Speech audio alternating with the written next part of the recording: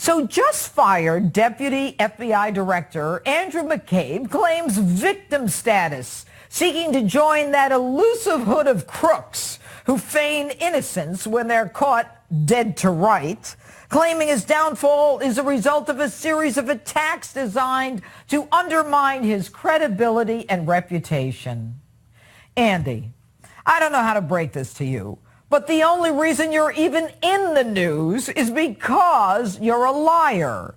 And when you lie under oath and to the FBI, you're a wrongdoer, you're a cheat, and you're an offender. So, McCabe, are you a crook too? Consider this. General Michael Flynn, who put his life on the line every day in the military, lied to the FBI about something that wasn't even criminal. And now he's a convicted felon. Martha Stewart lied to the FBI, and she is a convicted felon who went to jail. So you lie not only to the FBI, but to the Inspector General and under oath, and you were even given an opportunity to take it back, but you still lie. So they're crooks, but you're not? You're in the news because the Office of Professional Responsibility, after the Inspector General's investigation, says you made unauthorized disclosures to the news media, and you lack candor. You lied about the Clinton Foundation investigation, and you leaked information to the Wall Street Journal and the New York Times, which you're not authorized to do.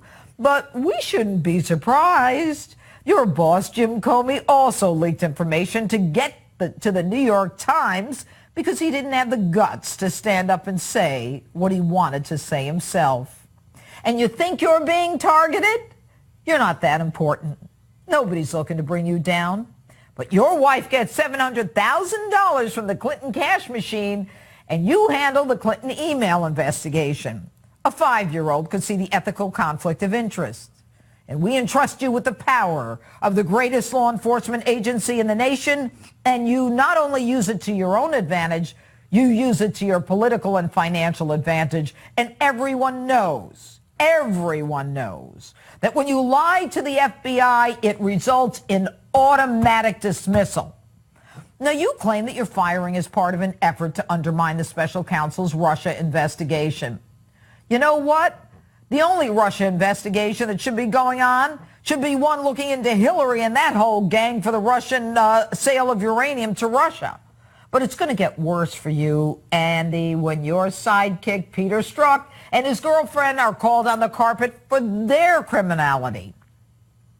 You lied about your relationship with Strzok, who worked for you, while the three of you tried to affect both the presidential primary and take down a duly elected president by starting a Donald Trump Russia inquiry, when the only person who colluded with the Russians was your girlfriend Hillary, your friend Barack, and the CFIUS Committee of Clinton Foundation associates that approved the sale of 20% of our uranium to Russia with a payback to Hillary.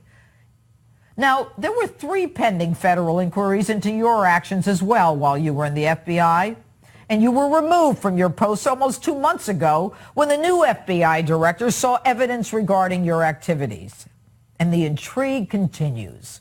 While you threaten Jim Comey and threaten that if you go down, everyone else will, Jim Comey writes a conciliatory tweet that, quote, "You stood tall over the last 8 months and served with distinction for 2 decades," close quote.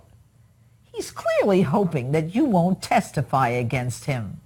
This is a classic crime family takedown. Who is going to rat on whom? If this were the movie The Godfather, Cardinal Comey is a capo di tutti. Andrew McCabe is the enforcer. Lisa Page is both the consigliere and the gumad, and Peter Strzok is a button man. And it looks like Strzok, who signed the warrant application to the FISA court, was a close friend of Judge Contreras, who signed the warrant. It's so damning that the judge recommended a social setting where there could be a surreptitious meet with a cover of a dinner party so the judge wouldn't be required to take himself off the case. Even Bob Mueller knew enough to take Strzok off his investigation because Strzok was so dirty. Andy, you can complain all you want that you were unjustly fired, but the facts contradict that. You should have been fired a long time ago. You should lose your law license, and you should have been taken out in cuffs.